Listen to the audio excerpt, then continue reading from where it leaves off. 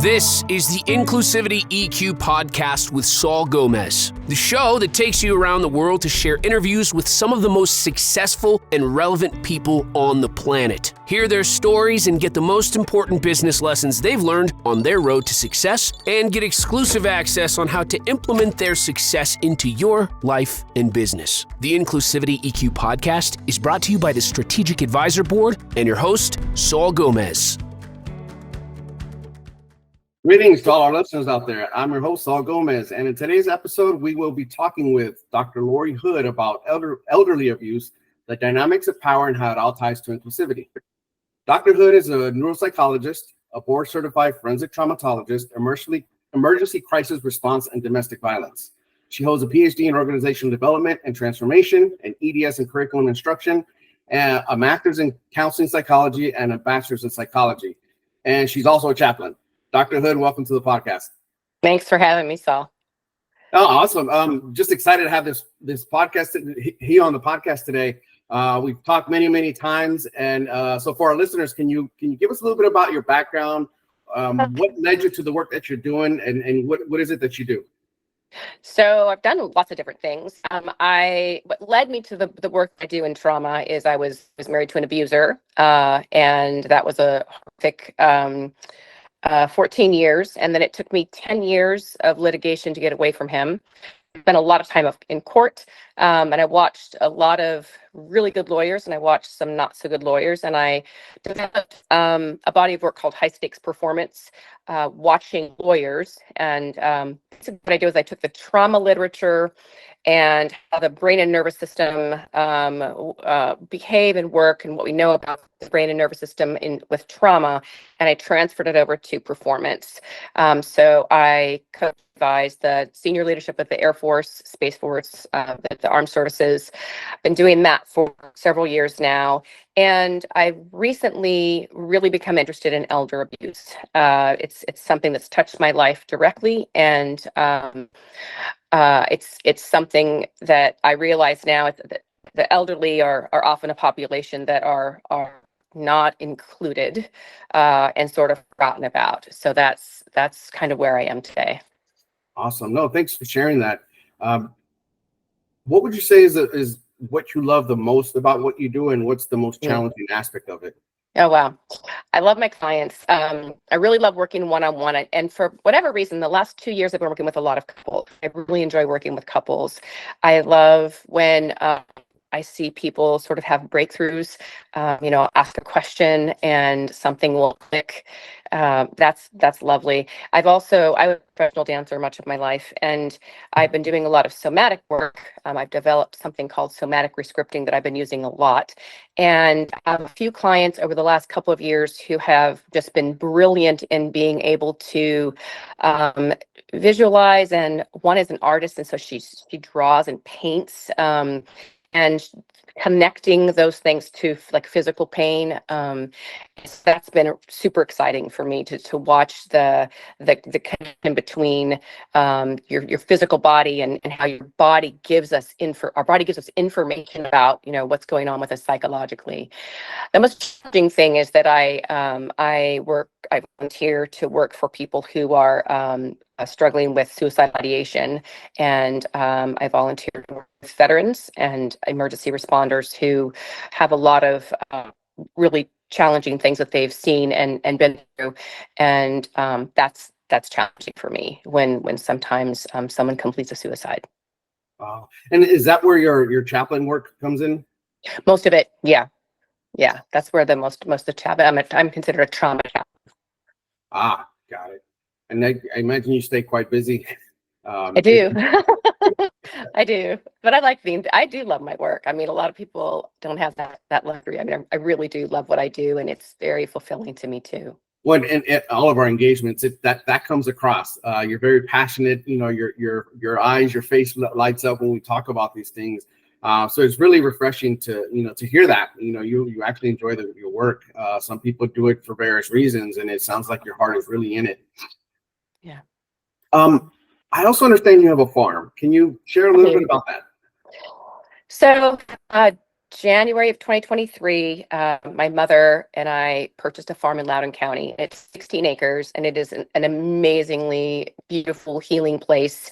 It was basically empty. It's a 6,000 square foot house. I have built all the beds and put all the furniture together and painted all the painting things and cleaned the barn out and power washed the barn. And it's up and it's a working farm now. There are horses, there's many chickens. I have, of course, my sweet Belgian Malinois niche, who's always with me, barn cats, and it's just become a really healing place. And I really want to have people come out who need to be in and around nature. It's very secluded. It has a little like an old timey schoolhouse that has a half bath. It's got a pavilion, and I'm right about an hour away from Washington, D.C. proper. So my hope is to bring either veterans or groups of people out to take advantage of this place, to do retreats and to do my work here on the farm. It's there's something called farm therapy that is a really real thing. And just going out and I've got an organic garden and pulling potatoes and going in and beans and then cooking your dinner, and it's just there's something about what it does to our, and there's research on it, but I'm not going to cite it right now, but there's something in our bodies really going back to the earth that is super healing. I have a baby peacock right now. It's about this big, so wow. Yeah, I would tell you, I will vouch for that every day of the week and twice on Sunday. Remember previous conversations I shared with you, I went to this thing called Boulder Crest Retreat. Now they're Boulder Crest Foundation up in the Blue Ridge Mountains. And part of that week for combat veterans is really reconnecting with yourself. And part of it is getting in touch with nature. So, we would go out every day and pick, stuff from the herb garden, some tomatoes, some peppers, and, we'd make a pizza, but it was with our hands, right? We were able to kind of mold something into something beautiful, delicious, nutritious, that was good for our bodies. And so it was a really pivotal moment in my life. And I think, being able to connect with nature in that fashion, in that context, was really therapeutic. Really is. In fact, it's interesting because the farm is called Whiskey Wind Farm. The tagline is "You connected." So you connected because it's connected with yourself. It's connecting with nature. It's all about connection. Sounds like a really magical place of healing and reconstruction and reconnecting with the self. And so let's jump into the topic, right? Because we're talking about elderly abuse. Yes. So before we get started, I want to get some numbers out there, and you tell me if they're off track or sound about right. According to the National Council on Aging, 1 in 10 Americans age 60 and older have experienced some form of elder abuse. 1 in 24 cases of elder abuse are never reported. Yep. And the most common types being financial exploitation and emotional abuse. What I found interesting is that Americans 65 and older are projected to nearly double to 95 million by 2060. And given the underreporting, I can only imagine what those numbers truly are. Right. And I think it is. I think you said 1 in 10 over 60. It's more than 1 in 6. I mean, it's and with the underreporting, we don't really have good stats, right? So So what I've been experiencing and really digging into is the financial abuse and the emotional abuse, and so and those two kind of hand. So the type that I have experience with, and I can't talk about the specifics of the case, but it's pretty case study. So basically, elderly person loses a spouse of 60 some odd years, right? And local person hears about it. Often I've learned since this being involved in this, that perpetrators will literally read the obituaries. Will read when a person has lost a spouse, and they will literally target that person. So the perpetrator, and I will call them what they are, perpetrator, the predator, will cozy up to the elderly person, and they're lonely and they're grieving and they're in shock, and they've just lost a spouse of presumably a long time, right? And they do target people with money. And what they do is they come and they help them. And they're in this way, they're often like child predators, which are very patient. They groom families, they groom children. Well, these predators groom the elderly person. They're super nice, they're there when they need them, they mow the lawn, and often they won't take a dime. They won't, oh, they're just there to help. They're just there to help. And so they slowly over time gain the elderly person's trust because the person is lonely and in shock and grieving. And then what happens is they start to trust the predator. And while, institutions, and I will say, if I can say an institution, you can cut this out if you want to, but Merrill Lynch goes above and beyond and actually really does protect their people, where a lot of institutions, like if the perpetrator has access to the elderly person's passwords, it's over. It's over. And there's often a technology gap. So the elderly person needs help with their computer, or they need help with, I forgot my password. How do I reset it? And another thing that happens is sometimes once the person is in home and has gained trust, they'll do things like buy medication dispensers. Well, I just want you not to forget your medications, so I'll put pills in for you, and then it's just going to give you a reminder so that you go take your pills. But then they've got control over their medications. They will start helping them balance their checkbook. And next thing you know, over time, they've gained enough trust that the person will start signing documents over to them. Wow. Now, are you talking about like in terms of the power of attorney or like shared ownership of stuff? Yep. Powers of attorney, trust documents, put them on bank accounts, and then if the elderly person declines, of course, if you think about it, and there's a case I'm thinking in particular, where the medication dispenser was purchased first. So then that perpetrator assumedly has control over the medication, how much they get, how little they get. And then there's also, they can give them something they're not supposed to have, like something that sedates them, and they sleep a lot, right? Mm. So once they're in the house, there's really not much they can do. And once they have, authorities can do that. The problem is when the person has gotten, that the perpetrator has gotten into the house and gained the trust, and the victim, the elderly victim, is like, but this person takes care of me. They're my caretaker. And so if a loved one calls for a welfare check, oh, no, he's good to me, he takes care of me, or she's good to me, she takes care of me. And so then law enforcement's in a position where they can't do anything, because and so then it becomes the issue of, does the doctor get involved? Does the person have capacity? Does it have, so this is where it really gets sticky. There's something called undue influence. And so you can have a person, an elderly person, that perhaps has capacity. So capacity is the ability to make their own decision, right? Mm-hmm. And remember it, and understand the consequences, and that's capacity. So a person can have capacity and still be a victim of undue influence, because the perpetrator is so convincing. And they often have a string of these people that they've done this to, right? So if there's a record, the person might have a record. But once they've gained that elderly person's trust, it's almost impossible to dislodge them, get them out, because then they've got, they're in the elderly person's ear as well. So law enforcement might want to do something about it. They can't do anything unless they've got a court order. If the person has capacity, a judge is going to be loath to say, well, you can't make your own decisions. They don't have a doctor then saying that they don't have capacity. So undue influence is extremely, extremely difficult to prove. Wow.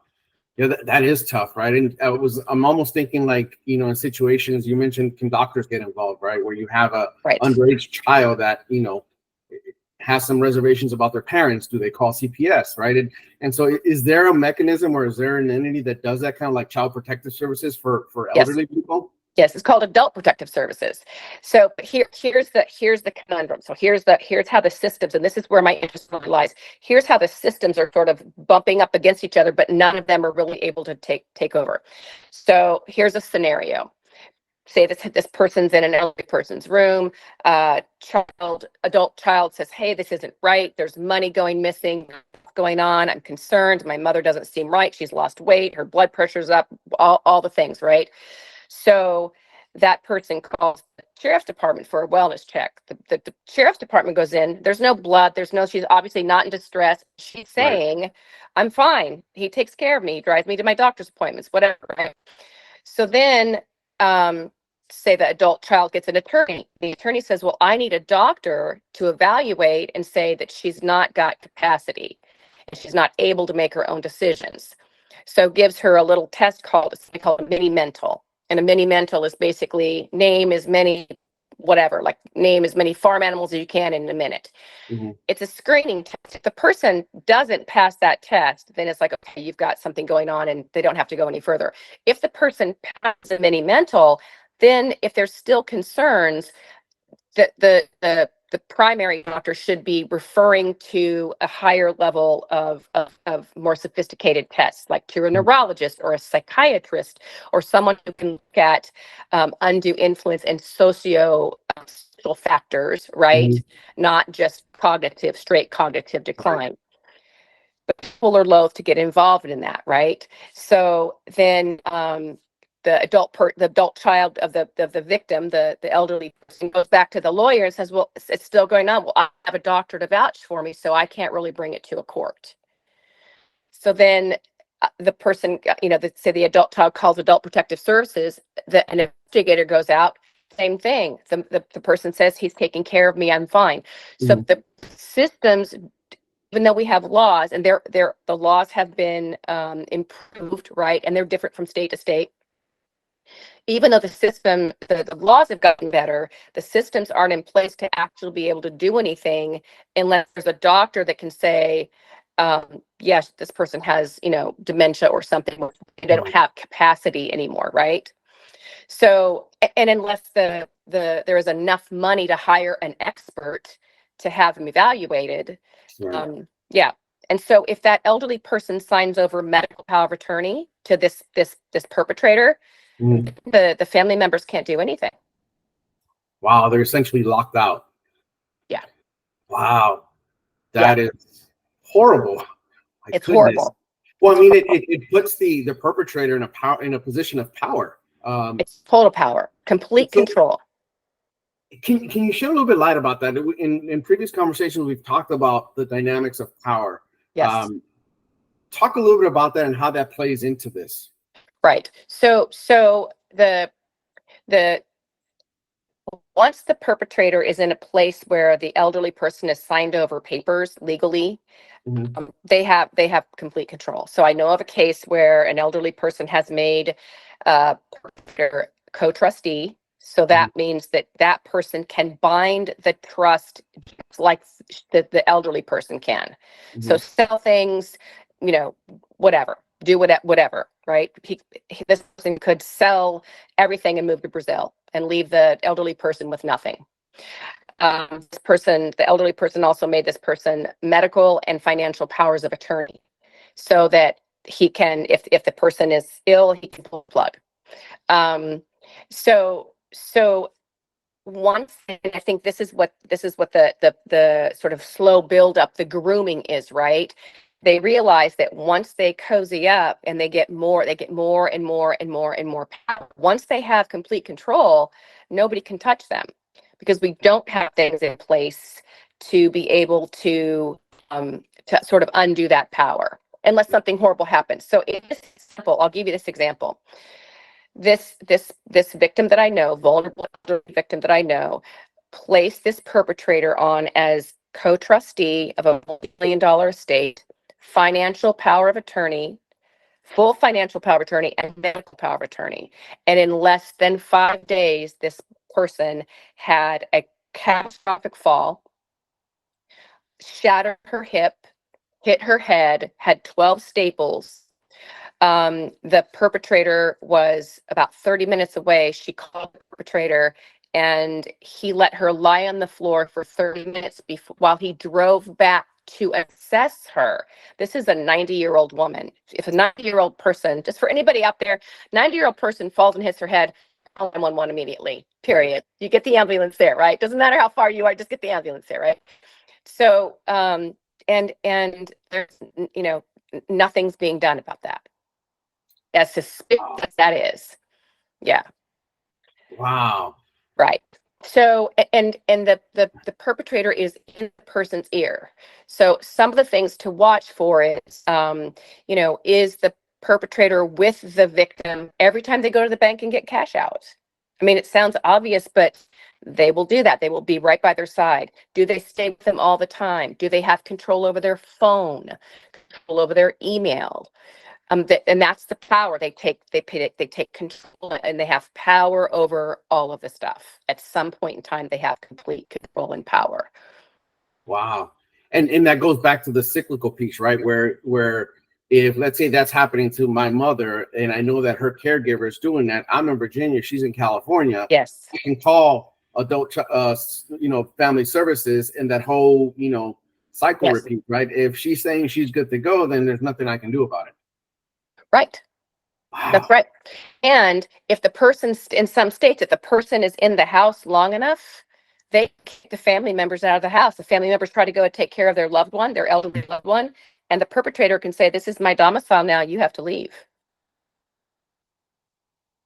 Wow. Yeah. So I know of cases where an adult child called an elderly mother and can hear the perpetrator basically thinking for her mother. So basically, the adult child would say, "Hey, mom, what about this something?" And then the elderly mother would repeat the question, and you could hear the guy in the background correct her or give her the answer, and then she would repeat the answer back to the adult child, the daughter. So Wow. literally thinking for it. I mean, extreme things. Well, I mean, you would, in one sense, you would think that's coercion, but at that point, the person is the victim is probably already psychologically subdued. Correct. They And might not even realize it. that's right. It's like the front. So coercive control is a domestic or violence term, right? But that's exactly what this is. It's coercive control. And so a lot of times in the beginning, once the person is in the house, the elderly person might say, "Look, this isn't working anymore. I need you to move out." But then they don't, or leave for a little bit and just come back because the elderly person might be frail and the perpetrator is bigger and stronger, and just or Right. there's things like, "Well, if I'm not here, you're going to have to go to an assisted living facility." So, and the person wants to stay. There's a lot of coercion, a lot of lying and manipulating of books and numbers and that kind of thing. Well, it almost seems like the victim is relegated to choosing the lesser of two evils, right? Do I deal with this, or do I go to a assisted living home? And they're not very. I mean, I'm not speaking about that industry, but Yep. I don't hear a lot of positive outcomes from that.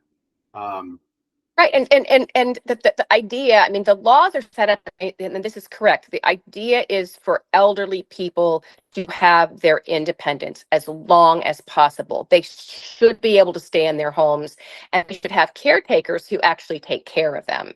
What we're missing is this power piece where basically con artists and perpetrators, predators prey on the vulnerability of elderly people. Like I said, people that they actually read the obituaries. There was a case, I don't know if there was one in Ohio and one in California. I get them mixed up, but one was two women took an elderly man's dead body to an ATM to show his face to get into his account and emptied his account.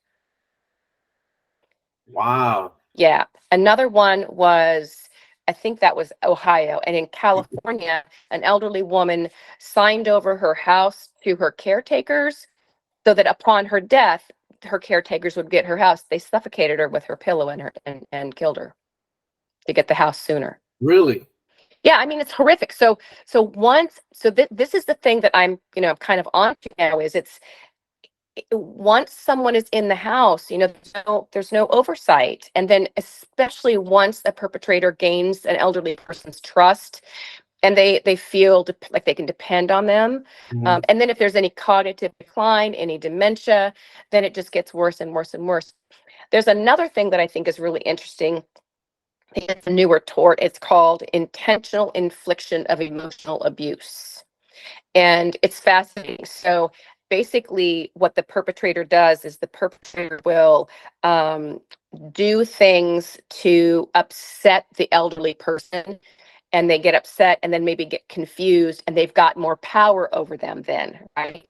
The other thing they will do is they will create things or make up things and put a wedge between the blood relatives, the daughters or the sons or the family members of the elderly person, and convince them that those people, they can't trust those people. So eventually, and this is where the power comes in, right?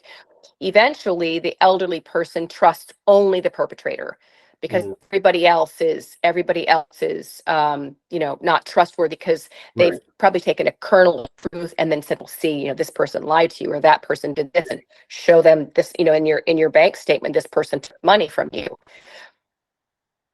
Wow. I mean, I gotta think, right? There's gotta, like in the military, right? There's this thing called TPI, two-person integrity, Yes. chain of custody, right? There's a separation of powers, to almost have a pseudo check and balance. Yes. What does that look like in these cases? Well, so that's the problem. I mean, there is no, and I also have found in the cases that I've worked on that no one really wants to stick their neck out. Like the lawyer doesn't really want to stick their neck out because they don't really have, and they don't want to go against their own client, because if the client has capacity, they're going to fire them. So here's one thing that I did find out in a specific case is it's an attorney who had established a trust in the mid 80s for a husband and wife. And the husband and wife kept that trust, and he was their lawyer for decades. And this elderly person did have someone come to help her, and wound up moving in the basement for free room and board, just to help around the house and do all the fix-it stuff and have a man there. And that's where we get into the generational stuff we were talking about, right? And some cultural stuff. Yeah. And the about 3 years later, so these people tend to be very patient. They work their manipulation over time. She took this perpetrator into this lawyer who knew the 40 some odd, it was like 40 year trust, and took off the only living heir and put this man on. And that was unethical. And I've talked to a couple ethics lawyers, and basically that lawyer should have said, no, this doesn't seem right, that you're taking off a child that you've a blood relative that you've known for their entire 60 some odd years, right? And in a couple of years you're putting on a stranger, right? That doesn't seem right. And so but it feels to me like nobody really wants to get involved. Law enforcement is stuck, because if they don't have court order, they can't drag the guy out, right? Or women do it too. It's not just men who create stuff. Women are very good at it as well. So it just feels like I don't.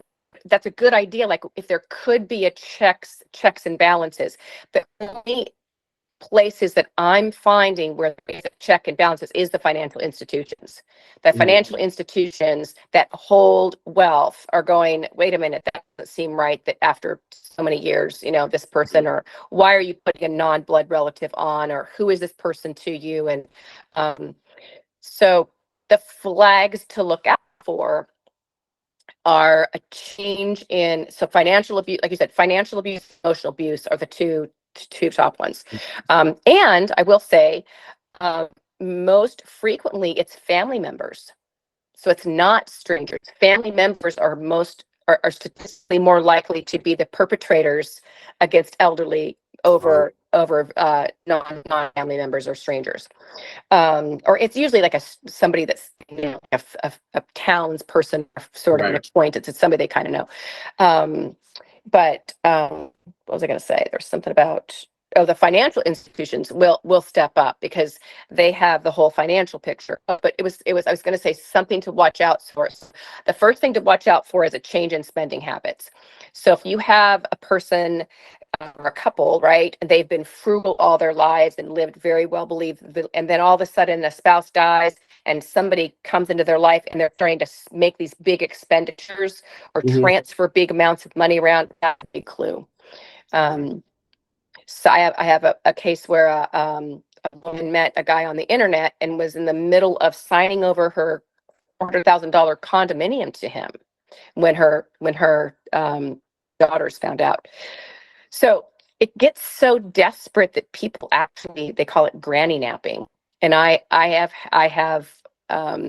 aware of people, not on my advice because it's not legal, but literally there were adult children of parents who are being so taken advantage of that they have gone to the mom's house and said, hey, I'm going to take you home for a little while, and they keep them there until they can kind of get the distance of the perpetrator. But it's just terrible. I mean, Well, I've always heard, right, friends of mine, that talk about trusts and that in estates, they always have an executor, right? Somebody outside of that can be an objective party. And so that way, if there isn't any emotionally charged decisions on the Right. behalf of the family, if there is some form of abuse, it kind of the executor acts as that check and balance, like, no, why are you doing this? They But even don't then, there's gotta be always truth. do that. That's not always the case. Yeah. So sometimes, I mean, that would be great. So, and in cases, that's generally what I recommend, is to ask for a third party conservator, and then maybe a third party guardian. Mhm. But won't get so far. But yeah, but not always. So a lot of times in trust, the whole idea is so that it doesn't go through probate, right? So there's not. But I mean, if there were a non-family member third party, that would be great, because they're not. There's no. And so the other thing to watch for, so if an elderly person does put a perpetrator on as a co-trustee, there are laws that co-trustee has to follow, and they're state by state. But it would be really great for people who, if you think your elderly mother or father or aunt or uncle is being victimized, please do something sooner rather than later, because once it gets too far, they have complete power. Right. Well, I think that kind of segues into the inclusion piece, right? Yep. It's relatives, right? Being children of elderly parents, being inclusive of their welfare of their parents, right? Or including themselves in their lives as much as possible, so that they can even tell if there are symptoms or differences in their behavior and their way of thinking, their decision making, and really listen to their parents, right? Really listen and check in on them, because otherwise, I wouldn't have been the wiser, right? I just think that my mother has a caregiver and everything's hunky dory until it's not. Right. Yeah, it's difficult, because and I'll just say in my case, it's just me. My father's dead, my brother's dead. I don't have any uncles, and so it's just me. And so yeah, but that is the best. I think that a lot of times, we were talking earlier about listening, like really, really listening, and really paying attention to what's going on. The problem might come in is that, I have had cases where the elder person will lie to the blood relatives, because they want the person there. They want the perpetrator there because they believe what the person is telling. The other thing is that sometimes there's actual abuse, and I'm not actually physical abuse. And so there are, I have cases where the elderly victim will text the in this case the daughter and say, I'm alone, I can talk, or I can't talk, I'm not alone. And so, but then everything seems sort of hunky dory. But when you think about it, if someone is saying, hey, I can't talk because this guy's here, something's wrong, right? Right. But it's just a matter of how we break through. What is the one piece that's missing to allow law enforcement to go in and say, hey, something's wrong here? Right. No, you bring up an interesting point, right? It's almost like you would need to be in tune with that elderly parent enough to, even have your own code, right? Your own language, where if I say this is what it means. Right.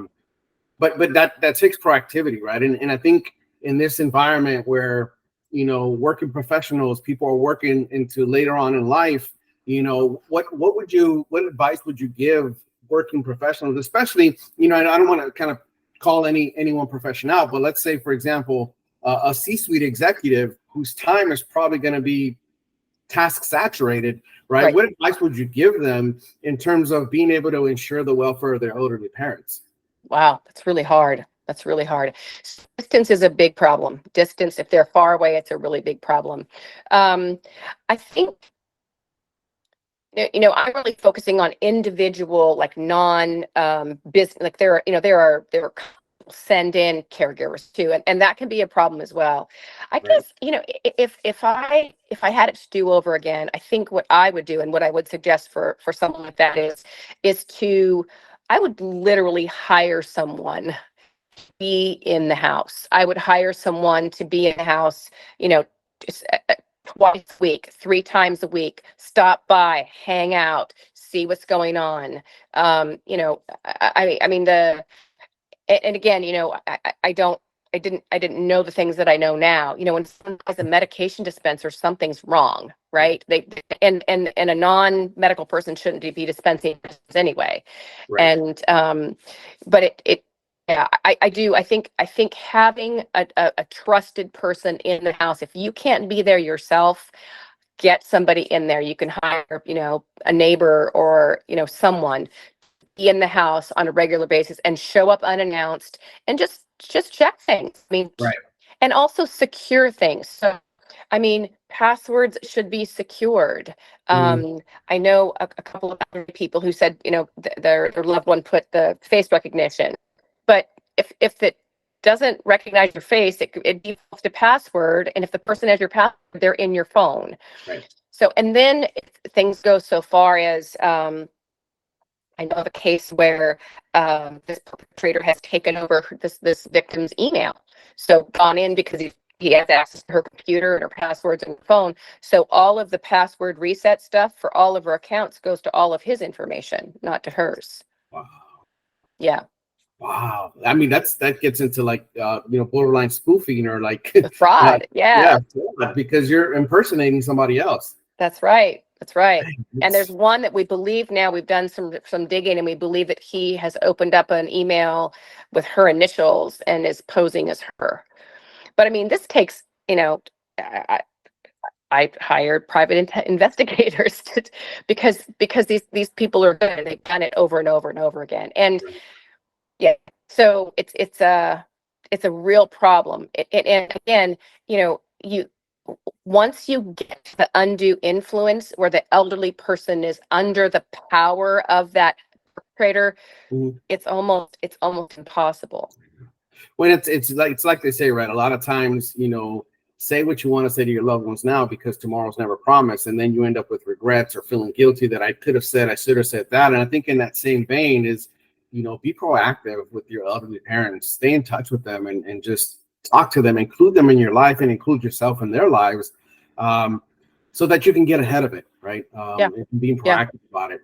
Man, this is I think the power dynamic is so critical, right? Because good or bad, it's there. Yes. And unless people are inclusive, right, to the point of this podcast, unless people include their loved ones or include themselves in their loved ones' lives, they might not find out until it's too late. Well, I will tell you, and I can tell you this much. In my case, I saw my mother every single morning for at least an hour, every single morning. What I wasn't able to do because of my work schedule was get back there because we live a half a country apart. Mhm. And if I had known then what I know now, I would have been back there every weeks because, but from all accounts, what I was hearing from her was that she was happy, that everything was fine, that wasn't it, and then once it got crazy, it just got it was like, oh my gosh, like it just got completely crazy. It just snowballs, right? Compounds and compounds. Yeah. Dr. Hood, this has been a really eye-opening discussion, and I think a discussion that needs to be had more often, especially for our listeners out there that are working professionals, because even myself included, I often, don't even think about calling my parents sometimes, right? And until it's a holiday, until they reach out to me, and I think I can do a better job at doing that. But it's so easy in this environment of emerging technologies, and we're just kind of on the speedway of life, right? And career, and our own families, our kids, our wives, or this, that, the other.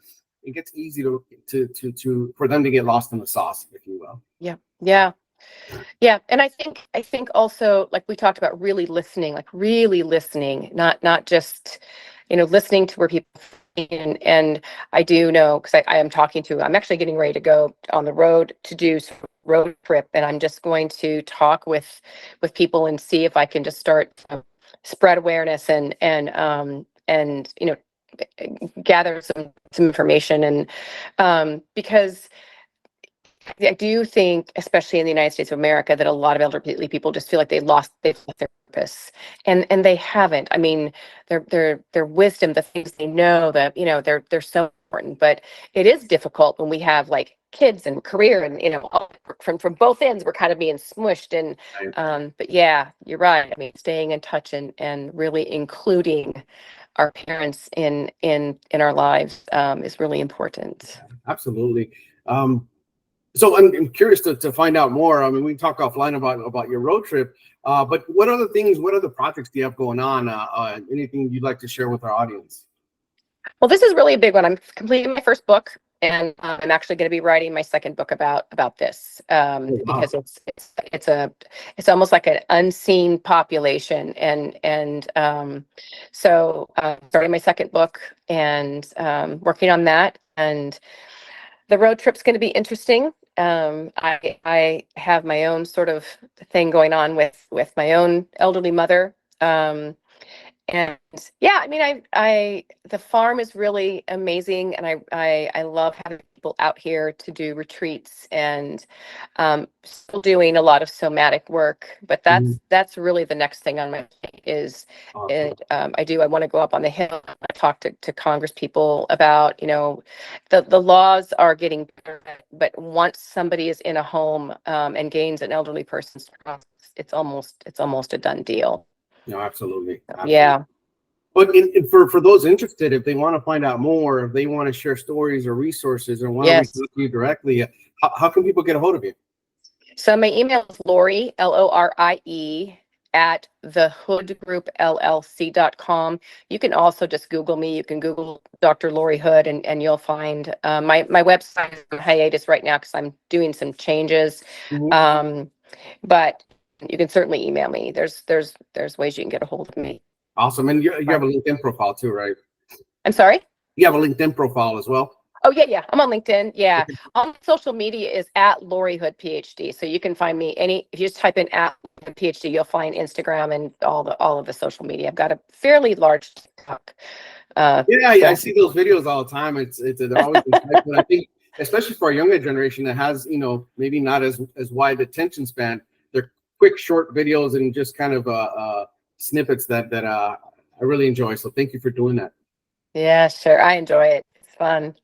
Now, what if you could share what's one quote that jumps out of your head? If you think about it, just what comes out? What comes up? So the one that I've always had, so I always had on my desk, and I just gave it to my son when I felt like I no longer needed it. But it was a paperweight. It's never, never, never quit. It was Winston Churchill. But the one that popped in my mind earlier today was, I say to my clients a lot, you're doing great, but you feel like crap, because sometimes change is really, really difficult, and it feels really bad because your brain is like not used to doing things the new way that you're doing them. So you can be doing really, really good and feel like crap. So I've Right. got one more for you, just Sure. to ponder. Your brain is wired to keep you alive, not to make you happy. Just remember that your brain is there to help you survive, and so it's going to default to survival when things are stressful. So you might not feel really great, but just kind of keep it up, keep going, and be resilient. Yeah, I like that. Yeah, I really like yeah, it. Lastly, just a kind of random question. What's on yeah. your playlist right now? What's on what? What's on your playlist? What are you listening to Oh, right now? Lord. So I'm listening to a book. It's an audio books. It's called Fever in the Heartland. Hmm. It's pretty heavy. It's about the real backstory and more of a documentary style of the KKK. Wow. And I learned things I had no idea about. So that was, yeah, sorry, it's a little heavy, but I listened to some stuff. Yeah. Yeah, and I just watched a movie called A Man Called Otto with Tom Hanks. Hmm. Really good too. So Really? I might have to check yeah, it out. Yeah. Yeah. So that's kind of what I'm doing. Awesome. Well, Dr. Hood, it's been a pleasure. Thank you very much for taking the time out to speak Yep. with us. Again, your email is Lorie at thehoodgroup.com. LLC. LLC.com. Lorie at Yep. thehoodgroup.LLC.com. Yep. Look her up on LinkedIn or your favorite social media platform at what is it? At Lorie Hood, PhD. Lorie Hood, And it's PhD. Lorie Hood. PhD is all the social media. You'll find me. I'm Yeah. out there. They can't shut me up. Well, thank you again very much, folks. This has been an episode today on the Inclusivity EQ podcast. Remember, get out there, stay vigilant, stay resilient, and continue to build your own Inclusivity EQ. I'm your host, Saul Gomez, signing off. Thanks for listening to the Inclusivity EQ podcast with Saul Gomez. Please leave your feedback and visit strategicadvisorboard.com to get the latest and greatest business advisement on the planet. Follow us on social media for updates, and we will see you on the next episode.